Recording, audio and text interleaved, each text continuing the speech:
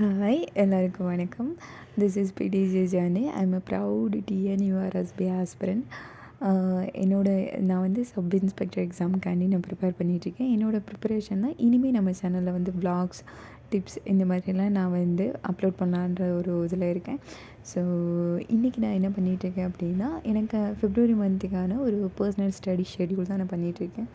So இந்த month, அதாவது February மந்த்துக்கு ஒரு 2 டாபிக் எடுத்து கம்ப்ளீட் பண்ணிடலாமா, நம்மளால் கம்ப்ளீட் பண்ண முடியுதான்ற ஒரு சேலஞ்ச் மாதிரி வச்சு நான் வந்து படிச்சுட்ருக்கேன். படிக்கிறதுக்கு ப்ரிப்பேர் பண்ணிகிட்ருக்கேன். ஃபஸ்ட்டு வந்து நான் வந்து ஒரு ஸ்டடி பிளான், எத்தனை ஹவர்ஸ் நம்ம படிக்கணும், என்ன படிக்கணும் அப்படின்றத நம்ம வந்து ஃபஸ்ட்டு வந்து ரெடி பண்ணி வச்சுக்கணும். நம்ம பாட்டுக்கு சும்மா புக் எடுத்தோம் படித்தோம் அப்படின்றது இல்லாமல் சிலபஸ் வைஸ் நம்ம என்னென்ன கம்ப்ளீட் பண்ணணும் அப்படின்றத நம்ம நோட் பண்ணி வச்சுக்கணும். ஸோ ஃபஸ்ட்டு நான் என்ன பண்ணியிருக்கேன் அப்படின்னா, எனக்கான ஸ்டடி ஷெட்யூல் நான் வந்து ரெடி பண்ணி வச்சுட்டேன். எத்தனை ஹவர்ஸ் என்னென்ன ஹவர்ஸில் வந்து நான் படிக்க போகிறேன் அப்படின்றதையும் நான் ஃபிக்ஸ் பண்ணி எழுதி வச்சுட்டேன். நெக்ஸ்ட் வந்து நான் என்ன பண்ணியிருக்கேன் அப்படின்னா, வேர் டு ஸ்டடி மாதிரி, அதாவது இப்போ பாலிடிக்ஸ் அப்படின்னா எங்கெங்கே இருக்குது பாலிடிக்ஸ், நம்மளோட இப்போ கான்ஸ்டியூஷனா இப்போ வந்து 6த்துலேயும் 10த்துலேயும் மட்டும் தான் கான்ஸ்டியூஷன் இருக்குது. அப்புறம் 11த்தில் சும்மா லைட்டாக இருக்குது. ஸோ அந்த மாதிரி எங்கெங்கே எந்தெந்த டாபிக் வந்து சிலபஸ் ஃபுல்லாக கவர் ஆகுது அப்படின்ற மாதிரி பார்த்து யூடியூப்பில் தான் பார்த்தேன். யூடியூப்பில் பார்த்து எல்லா டாபிக்ஸுமே வந்து கவர் பண்ணி வச்சுருக்கேன். நம்ம இப்படி பண்ணி வைக்கிறது மூலமாக நம்ம வந்து நம்ம என்ன படிக்கணும் அப்படின்றது நமக்கு நல்லாவே தெரியும். நம்ம வாட்டுக்கு மார்னிங் எழுந்திரிச்சு நம்ம வந்து கன்ஃப்யூஸ் ஆகிறதுக்கு தேவையில்லை. இனிமேல் வந்து நான் ஒரு சின்ன டு டூ லிஸ்ட் மாதிரி போடணும்னு நான் நினச்சிட்ருக்கேன். இது எப்படி ஒர்க் ஆகுதுன்னு பார்ப்போம். ஃபஸ்ட்டு எழுதி வச்சுட்டு ஓகே, அது அவ்வளோதான் முடிஞ்சிச்சு. நெக்ஸ்ட் டே மார்னிங் நான் வந்து பிளான் பண்ணபடியே சத்தியமாக சொல்கிறேன், நான் அலாரமே வைக்கல. அப்படி இருந்தாலுமே அந்த 4 மணிக்கு எந்திரிக்கணுன்றது கரெக்டாக 3:50 போல் எனக்கு வந்து தூக்கம் முழிப்பு வந்துருச்சு.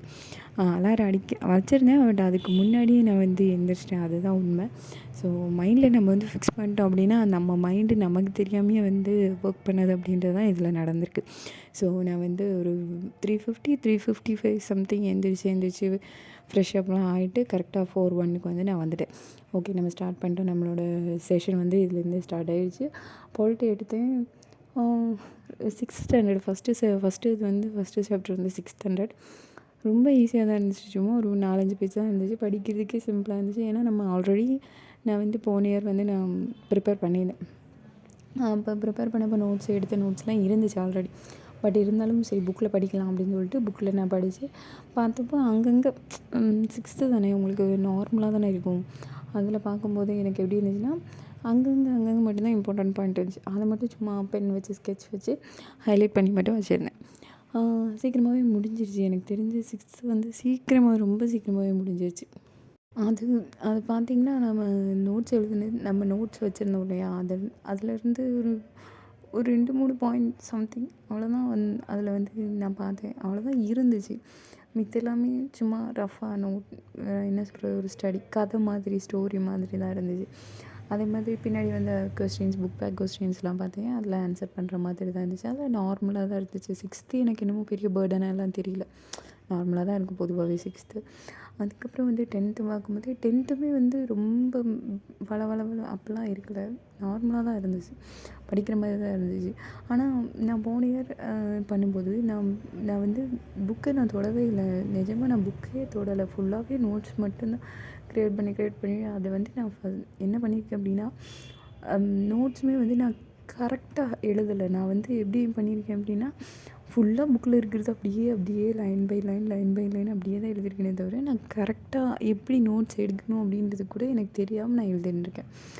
அதுதான் எனக்கு நான் இப்போ யோசிச்சா எனக்கு அதை நினச்சா ஒரு மாதிரியாக இருக்குது. பட் பரவாயில்ல, நிறைய எழுதியிருக்கேன். உண்மை அதுதான். அதுக்கப்புறம் என்னாச்சு, அந்த நோட்ஸுக்கு இந்த நோட்ஸு புக்கை அப்படியே காப்பி பண்ண மாதிரி தான் இருந்துச்சு. அதுக்கப்புறம் நான் என்ன பண்ணிட்டேன் அப்படின்னா, சரி ஓகே, நம்ம புக்லேயே படிச்சுக்கலாம், நோட்ஸ் வேணாம் அப்படின்னு நோட்ஸை தள்ளி வச்சுட்டு புக்லேயே நான் எல்லாமே 10த்துமே ஓரளவுக்கு நான் ஃபுல்லாக கவர் பண்ணேன். கான்ஸ்டியூஷன் ஃபுல்லாகவே முடிச்சிட்டேன். எனக்கு ஃபர்ஸ்ட் டைம் நம்ம வந்து இவ்வளோ ஏர்லி மார்னிங், ஆல்ரெடி அந்த போன இயர் நம்ம ப்ரிப்பேர் பண்ணும்போது எந்திரிச்சது தான் படித்தது தான். பட் இருந்தாலும் இப்போ எந்திரிச்சு படிக்கிறது ஒரு மாதிரி, என்ன சொல்கிறது, மனசுக்கு ஏதோ சம்திங் ஏதோ சாதித்த மாதிரி ஒரு ஃபீல்னு கூட சொல்லலாம். ஏன்னா ரொம்ப நாள் ஆச்சு, டச்சு விட்டுருச்சு. கரெக்டாக 3:50க்கு எந்திரிச்சது எனக்கு உண்மைக்கு ரொம்ப ஷாக்காக இருந்துச்சு. ரொம்ப ஹாப்பியாகவும் இருந்துச்சு. ஓகே அப்படின்ட்டு. நம்ம ஃபேமிலிக்காண்டி நம்ம ரன் பண்ணணும். நம்ம தான் நம்ம ஃபேமிலியை பார்த்துக்கணும் அப்படின்றது வந்து நம்ம மைண்ட் செட்டுக்கு வந்ததுக்கப்புறம் என்னனாலும் பார்த்துக்கலாம் அப்படின்றது வந்து மைண்ட் செட்டுக்கு வந்துடுச்சு.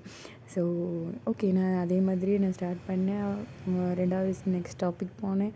3வது டாபிக்னு அது பாட்டுக்கு அந்த ஒரு 3 ஹவர்ஸ் வந்து நல்லா போயிட்டே இருந்துச்சு. எந்த ஒரு இது பண்ணலாம். அப்பப்போ வந்து நம்ம பேபி வந்து எட்டி பார்த்தாங்க, க்ரை பண்ணாங்க. அப்புறம் போய் ஃபீட் பண்ணிட்டு அதுக்கப்புறம் மறுபடியும் இப்படி தான் இருந்துச்சு.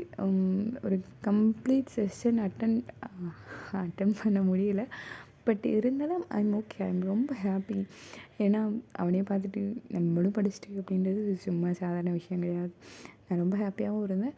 அதே டைம் எனக்கு மனசுக்குள்ளே சொல்ல முடியாத மாதிரி ஒரு ஹாப்பினஸ், எக்ஸ்பிளைன் பண்ண முடியாமல் ஒரு ஹாப்பினஸ் வரும்ல, ஏன்னு தெரில, எதுக்குன்னு தெரில. பட் ரொம்ப ஹாப்பியாக இருந்தேன் நான். அந்த ஒரு 3 ஹவர்ஸ் வந்து நல்லா படித்தேன். எனக்கு நல்லா பாயிண்ட்ஸ்லாம் நல்லாவே நின்றுச்சு. நல்லா இருந்துச்சு அந்த ஒரு மார்னிங். இந்த ஸ்டடி ரொட்டீன் வந்து இனிமேல் அடுத்தடுத்து நான் இதே மெயின்டைன் பண்ணணும்னு நினைக்கிறேன். அந்தளவுக்கு எனக்கு அது ரொம்ப பிடிச்சிருச்சு. ஏன்னா மார்னிங் எந்திரிக்கிறேனா அப்படி ஒரு மாதிரி நல்லா இருக்குது. அது வந்து அந்த அந்த ஒரு காமெடி இருக்குல்ல, இது நல்லா இருக்குது அப்படின்ற மாதிரி. உண்மைக்கு இது ரொம்ப நல்லா இருந்துச்சு. எனக்கு ரொம்ப பிடிச்சிருந்துச்சு. So happy. அதுக்கப்புறம் பார்த்தேன் 2 3 டாபிக் டக்கு டாபிக்ஸ் வந்து போயிட்டே இருந்துச்சு. மாநிலங்களவை, மக்களவை, அதுக்கப்புறம் மாநில அரசு, அது இதுன்னு போயிட்டே இருந்துச்சு. அதுக்கப்புறம் நம்ம ஷெட்யூல் வந்து கரெக்டாக நான் பிளான் பண்ண மாதிரி எல்லாமே முடிஞ்சு 6:27க்கெல்லாம் நான் முடிச்சிட்டேன். ஏன்னா நான் அடுத்து நம்ம வந்து ஹவுஸ் ஒய்ஃபில் ஆஸ் அ ஹவுஸ் ஒய்ஃபாக என்னோடய கடமைகள் அடுத்து வரப்போகிற அந்த ஒரு 2 to 3 ஹவர்ஸ் வந்து என்னோடய ஒர்க் ஸ்டார்ட் ஆயிரும். நான் லன்ச்சு பிரேக்ஃபாஸ்ட்டு ப்ரிப்பேர் பண்ணுறதாகட்டும், அவங்கள ஃபீட் பண்ணுறதாகட்டும், ஹவுஸ் ஒய்ஃபில் அடுத்தடுத்து நமக்கான வேலைகள் இருக்கும். போய் வாச தெளித்து கோலம்லாம் போட்டதுக்கப்புறம் என்னோடய சின்ன ஒரு ஒர்க் அவுட் செஷன் வேணால் சொல்லிக்கலாமே. இதுவுமே வந்து பண்ணது வந்து எனக்கு ரொம்ப ஹாப்பி. ஏன்னா இதெல்லாம் வந்து நான் பண்ணுவேன்னா இந்த மார்னிங் நான் இதெல்லாம் பண்ணுவேனா அப்படின்றது எனக்கு தெரியாமல் இருந்துச்சு. இதெல்லாம் பண்ணது ரொம்ப ஹாப்பி, உண்மைக்கே ரொம்ப ஹாப்பி. ஸோ நீங்களும் இதே மாதிரி ஒரு ஹாப்பியான மார்னிங் வந்து ரொட்டீன் வந்து ஸ்டார்ட் பண்ணுங்கள். ஸோ அது வரைக்கும் bye. Do share, subscribe and like.